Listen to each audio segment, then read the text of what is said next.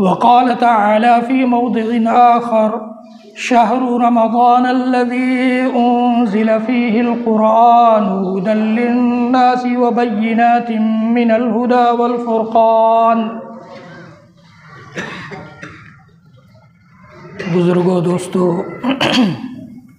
ملت اسلامیہ کے نوجوانوں، اسلامی ماؤں اور بہنوں، رمضان المبارک کی پہلی تاریخ ہے۔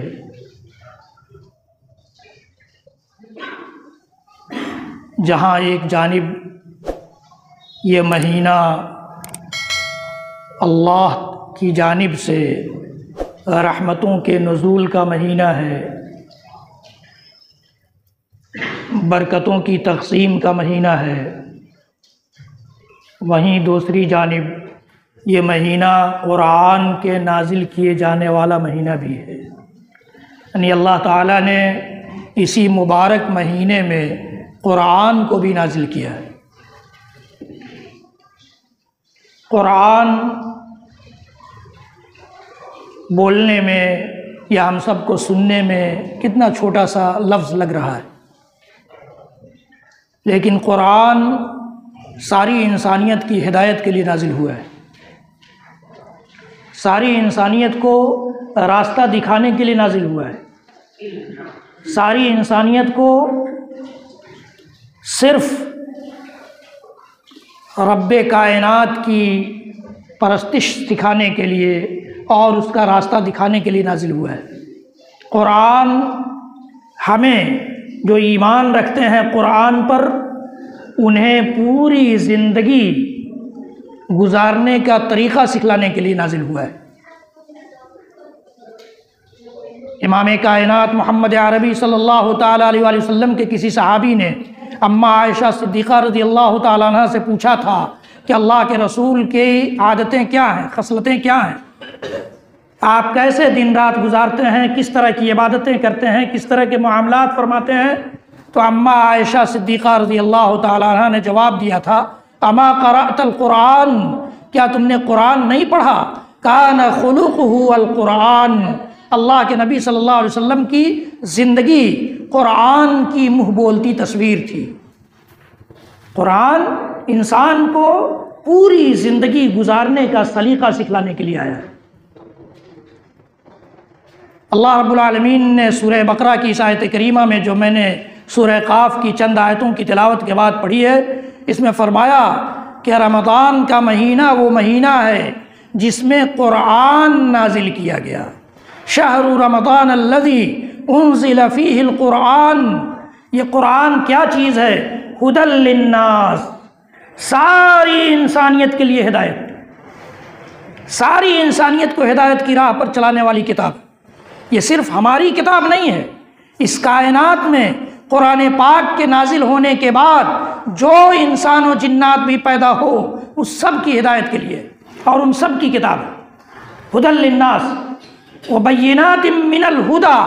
اور ہدایت کی دلیلیں لے کر آنے والی کتاب ہے۔ ہدایت کی دلیلیں ہیں اس میں، ہدایت کی روشنیاں ہیں اس میں، ہدایت کی وضاحتیں ہیں اس میں، ہدایت کے معاملات ہیں اس میں، ہدایت کے طریقے ہیں اس میں، ہدایت کے عقیدے ہیں اس میں، ہدایت کے اعمال ہیں اس میں، ہدایت کے اعمال ہیں اس میں۔ اللہ رب العالمین نے فرمایا کہ بینات من الہدی والفرقان، اور فرقان ہے یہ الفارق بین الحق والباطل۔ فرقان کا مطلب ہوتا ہے حق اور باطل کے درمیان فرق پیدا کر دینے والی کتاب ہے۔ یہ کتاب بتا دے گی کہ حق کی راہ کون سی ہے اور باطل کی راہ کون سی، حق کا راستہ کون سا ہے، باطل کا راستہ کون سا، سچا راستہ کون سا ہے، جھوٹا راستہ کون سا، ہدایت کا راستہ کون سا ہے، گمراہی کا کون سا، یہ کتاب بتائے گی۔ اللہ رب العالمین نے اس آیت کریمہ میں اس کتاب کے نازل کیے جانے کی 3 مقاصد بیان فرمائے ہیں۔ ایک تو ساری انسانیت کے لیے ہدایت، اور دوسرے ہدایت کی دلیلیں لے کر آنے والی کتاب، اور تیسرے حق اور باطل کے درمیان تمیز کرنے والی کتاب، تمیز پیدا کرنے والی، تمیز بتانے والی کتاب۔ یہ اتنی اہم کتاب ہمارے اور آپ کی زندگی گزارنے کے لیے، ہمیں اور آپ کو سلیقہ سکھلانے کے لیے، ہمیں اور آپ کو عقیدہ، عمل، اخلاقیات، معاملات اور گھریلو زندگی، اجتماعی زندگی گزارنے کا طریقہ سکھلانے کے لیے یہ کتاب نازل ہوئی ہے۔ اللہ رب العالمین نے نبی اکرم صلی اللہ تعالیٰ علیہ وآلہ وسلم کے ذریعے یہ خبر دی ہے اس امت کو کہ ان اللہ یرفع بہذا الکتاب اقواما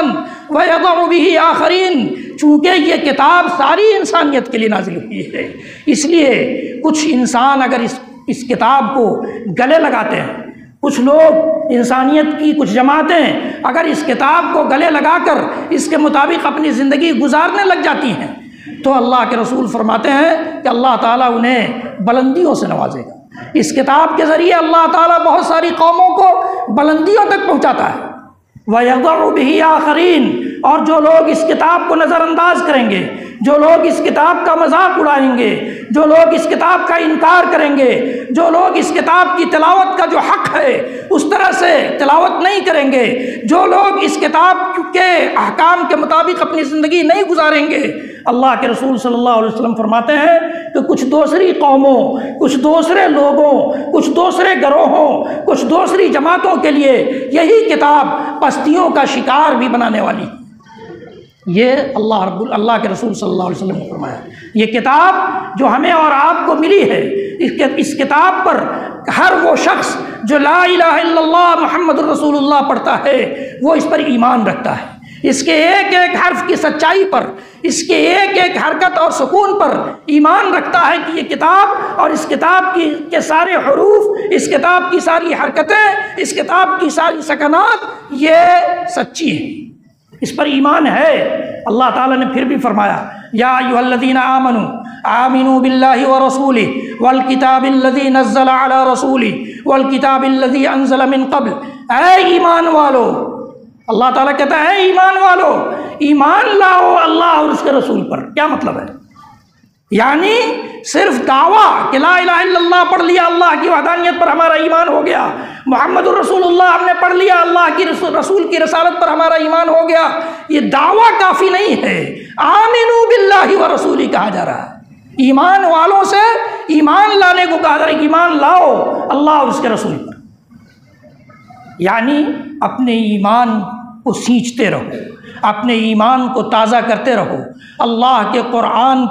کے مطالعے کے ساتھ، نبی اکرم صلی اللہ علیہ وسلم کی سنتوں پر عمل کے ساتھ اپنے ایمان کو مضبوط کرتے رہو، اپنے ایمان کو ثابت قدم رکھنے کی کوشش کرو، اپنے ایمان کے ساتھ استقامت کی راہ اختیار کرو۔ یہ اللہ تعالیٰ کہتا ہے آمنوا باللہ ورسولہ والکتاب الذی نزل علی رسولہ، اور اس کتاب پر بھی ایمان لاؤ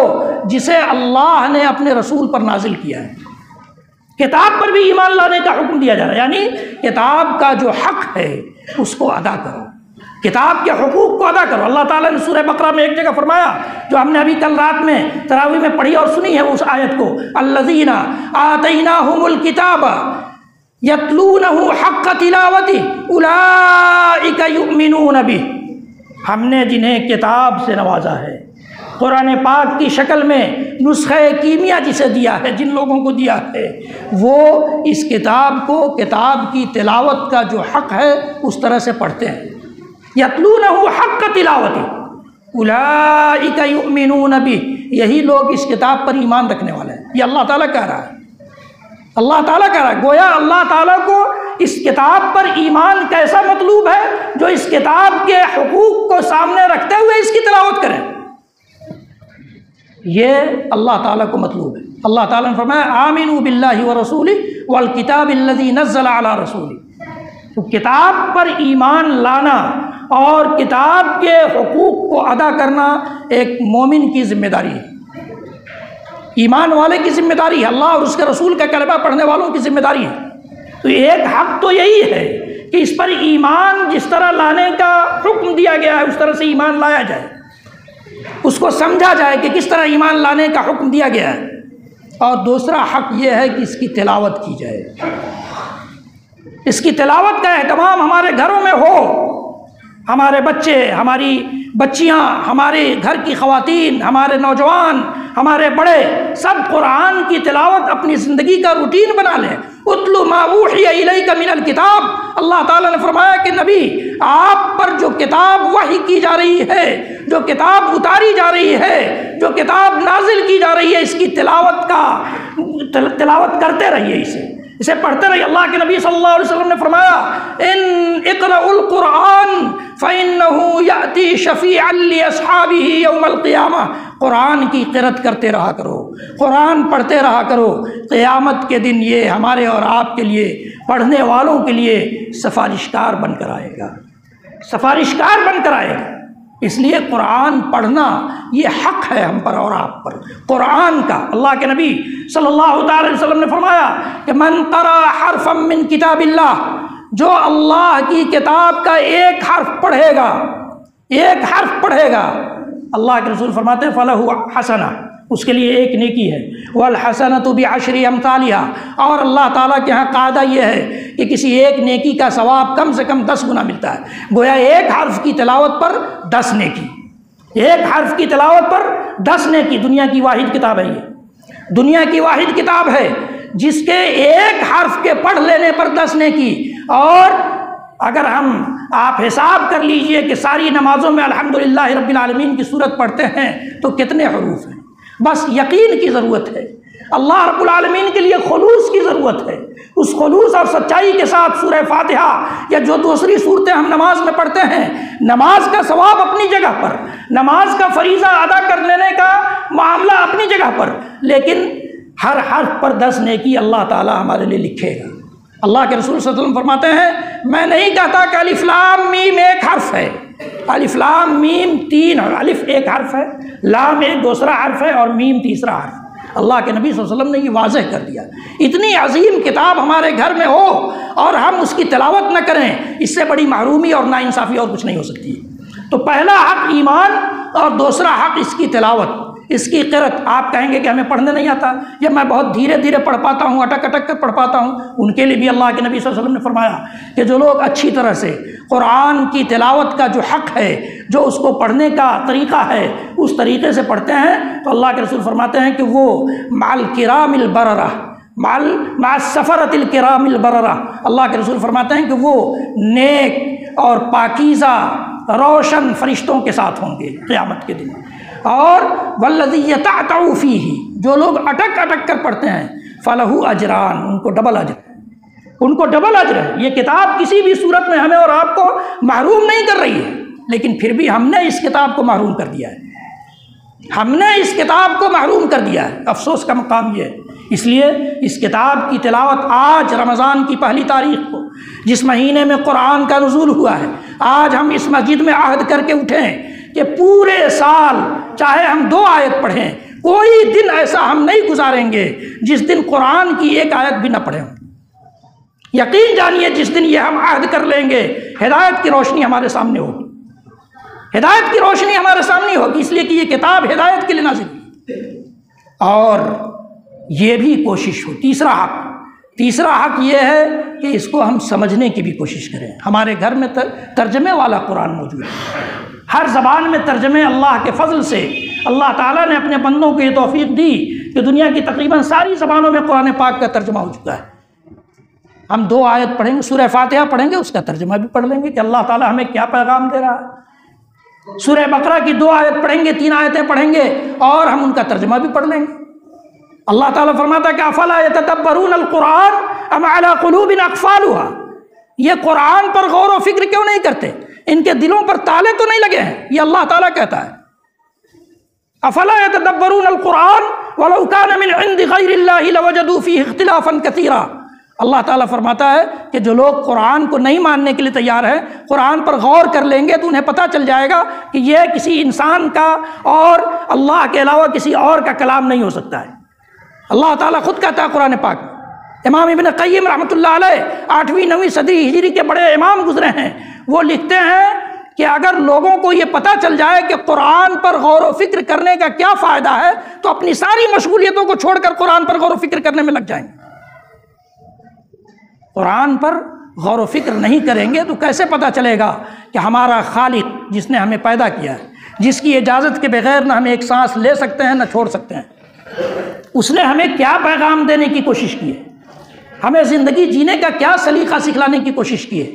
نبی اکرم صلی اللہ علیہ وسلم کے وسیلے سے ہم تک یہ جو کتاب پہنچی ہے کس قدر اہم کتاب ہے، ہمارے سماجی زندگی کیسے یہ سکھلاتی ہے، ہماری گھریلو زندگی کیسے بتاتی ہے، کس کا کیا حق ہے ہمیں کیسے سکھلاتا ہے، وراثت کس کو کتنی ملنی چاہیے ہمیں کیسے بتاتی ہے یہ کتاب، ہم پر والدین کا کیا حق ہے کیسے بتاتی ہے، ہمیں ہمارے اوپر بیوی بچوں کی کیا ذمہ داری ہے یہ کیسے سکھاتی ہے۔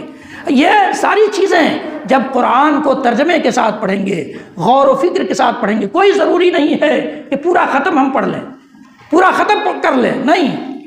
بلکہ ایک دوسرے امام نے کہا کہ قرآن کی ایک آیت غور و فکر کرنے کے ساتھ پڑھنا یہ زیادہ بہتر ہے کہ انسان پورا قرآن ختم کر لے، پورا قرآن ختم کر لے۔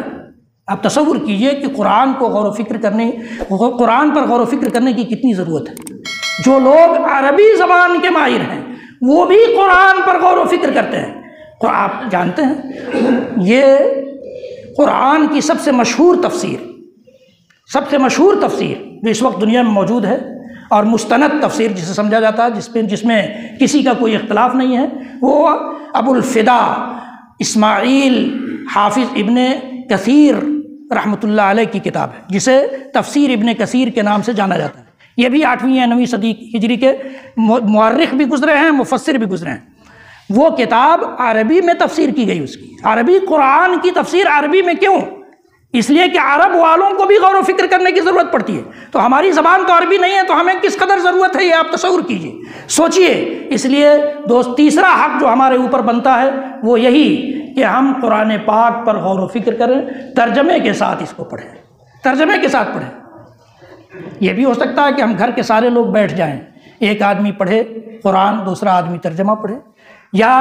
ایک آدمی ہی دونوں چیزیں پڑھ لے، سب لوگ سن لیں، پھر دوسرے دن دوسرے کی باری ہو، پھر تیسرے دن تیسرے کی باری ہو، یا فردن پڑھنا چاہیں تو بھی کوئی حرج نہیں، لیکن ایک ساتھ پڑھیں گے تو بہت ساری چیزیں سمجھ میں آئیں گی، اور سارے لوگوں کا کام، گھر کے سارے لوگوں کا کام ایک ساتھ ہو جائے گا، سب تک اللہ کا پیغام ایک ساتھ پہنچ جائے گا۔ اور اس میں بچے بھی سن لیں گے، بچیاں بھی سن لیں گی، خواتین بھی سن لیں گی، سب کو معلوم ہو جائے گا کہ ہمارے رب نے ہمیں کیا پیغام دیا ہے، ہمارے رب نے ہمیں کس طرح جینے کا سلیقہ سکھلایا ہے۔ تو یہ تیسری چیز ہے جو ہمارے اوپر اس کا حق بنتا ہے قرآن کا۔ چوتھی چیز یہ ہے کہ جب ہم نے قرآن پر ایمان ہم لے آئے، قرآن پڑھنا بھی ہم نے سیکھ لیا، قرآن پر غور و فکر بھی ہم کرنے لگ گئے، تو چوتھی چیز ہے اس پر عمل کرنا، اس پر عمل کرنا بھی ضروری ہے۔ وَأَنَّ هَذَا صراطی مستقیما فاتبعوہ، اللہ تعالیٰ نے فرمایا اتبعوا ما انزل الیکم من ربکم، تمہارے رب کی طرف سے جو بات نازل کی گئی ہے، جو کتاب نازل کی گئی ہے، اس کی پیروی کرو، اس کی پیروی کرنے لگ جاؤ، اس کا طریقہ سیکھ لو۔ ان ھذا القرآن یہدی للتی ہی اقوم، تب پتہ چلے گا کہ یہ قرآن وہ کتاب ہے جو بالکل سیدھی راہ دکھلاتی ہے، بالکل سیدھے راستے پر چلاتی ہے، ایسا راستہ جس میں کوئی کجی نہیں ہے، کوئی ٹیڑھاپن نہیں ہے۔ الحمدللہ الذی انزل علی عبدہ الکتاب ولم یجعل لہ عوجا قیما، اللہ تعالیٰ فرماتا ہے ساری تعریفیں اس اللہ رب العالمین کے لیے ہے جس نے اپنے بندے پر کتاب نازل کی، کتاب نازل کی، انزل علیہ الکتاب، الحمدللہ الذی انزل علی عبدہ الکتاب وَلَمْ يَجْعَلْ لَهُ عِوَجًا، اس کتاب میں کوئی کجی نہیں چھوڑی، کوئی ٹیڑھاپن نہیں چھوڑا، قیمہ، اور بڑی مضبوط کتاب ہے، وہ مستحکم کتاب ہے، اس میں کوئی تبدیلی بھی نہیں کر سکتا ہے۔ چیلنج کیا ہے قرآن نے کہ کوئی اس طرح کا قرآن سارے جنات و انسان مل کر کے بنانا چاہے نہیں بنا سکتے۔ قرآن تو بڑی دور کی بات ہے، قرآن نے کہا قُلْ فَأْتُوا بِعَشْرِ سُوَرٍ مِثْلِهِ، 10 صورتیں اس طرح کی بنا کر دکھلا دو۔ اس چیلنج کو بھی عربوں نے قبول نہیں کیا، بڑے بڑے ادبا تھے، بڑے بڑے شعراء تھے، ایسے شعراء تھے جن کے قصیدوں کا مقابلہ ہوتا تھا، اور جن کی پہلی پوزیشن آتی تھی ان کے قصیدے کو خانہ کعبہ کی دیوار سے لگایا جاتا تھا، لیکن انہوں نے بھی اس چیلنج کو قبول نہیں کیا۔ اللہ تعالیٰ نے کہا کہ قُلْ فَأْتُوا بِسُورَةٍ مِثْلِهِ، ایک صورت بنا لیں، ایک صورت بنا لیں۔ اس چیلنج کو بھی کسی نے قبول نہیں کیا۔ اللہ تعالیٰ نے کہا چلو ایک جملہ بنا لو، قُلْ فَأْتُوا بِحَدِيثٍ مِثْلِهِ، قرآن پاک کے ایک جملے کی طرح ایک جملہ بنا کر دکھلا دو۔ کسی نے یہ چیلنج قبول نہیں کیا۔ اتنی عظیم کتاب، اس کی پیروی کی ضرورت ہے۔ چوتھا حق جو ہمارے اور آپ پر بنتا ہے وہ کہ اس کی پیروی کرنے۔ اور پانچواں حق جو ہمارے اور آپ پر اس کتاب کے تئیں بنتا ہے، جب ان چاروں حقوق کو ادا کر لیں گے تب اس کی باری آتی ہے کہ اس کی تبلیغ بھی کرنا ہے۔ ہدی للناس ہے یہ کتاب، ساری انسانیت کی ہدایت کے لیے نازل ہوئی ہے، تو ساری انسانیت تک پہنچائے گا کون؟ ساری انسانیت کے دل و دماغ میں یہ بات ڈالے گا کون کہ یہ کتاب صرف ہماری نہیں تمہاری بھی ہے، یہ کتاب صرف ہمیں راستہ نہیں دکھاتی ہے تمہیں بھی دکھاتی ہے۔ تم اس کتاب کو پڑھ کر دیکھو، 9/11 کے بعد سے دنیا کی دوسرے ممالک میں، ہندوستان کے علاوہ، ہندوستان کے لوگوں کو تو چونکہ مسلمان ہی نہیں پڑھتے ہیں تو دوسری قومیں کیا پڑھیں گے، لیکن دوسری جگہوں پر، دوسرے ممالک میں اسلام لانے والوں کی کثرت کیوں ہوئی ہے؟ انہوں نے قرآن کا مطالعہ شروع کیا، قرآن کا مطالعہ شروع کیا، اور قرآن کے مطالعے کے بعد ابھی حال میں آپ نے سنا ہوگا کہ ایک بہت بڑے عیسائی پادری نے اسلام قبول کیا ہے، وہ قرآن کے مطالعے کے بعد۔ قرآن ایک عظیم کتاب ہے، اس کی تبلیغ ہونی چاہیے، اور یہ تبلیغ ہم اسی وقت کر سکتے ہیں جب یہ کتاب خود ہماری زندگی میں آ جائے، ہماری زندگی میں اس کی تعلیمات پر عمل ہونے لگ جائے، تبھی ہم تبلیغ کر سکتے ہیں، ورنہ کوئی بھی دوسرا کہہ دے گا کہ خود عمل نہیں کرتے ہو، تم کیا کہہ سکتے ہو؟ تم ہوتے کون ہو کہنے والے؟ تمہیں کیا حق پہنچتا ہے اس بات کو پہنچانے کا؟ اس لیے ان پانچوں حقوق کی ہم اور آپ رعایت کرنے والے بن جائیں۔ رمضان بھی ہم سے یہی تقاضا کرتا ہے، اور رمضان کے روزے بھی ہم سے یہی تقاضا کرتے ہیں، اور دیگر ساری عبادتیں، دیگر سارے نیک اعمال ہم سے یہی چاہتے ہیں، اور اللہ بھی ہم سے یہی چاہتا ہے، اللہ کے رسول نے بھی ہمیں یہی راستہ دکھلایا ہے۔ اللہ تعالی ہم سب کو کہنے سننے سے زیادہ عمل کی توفیق دے۔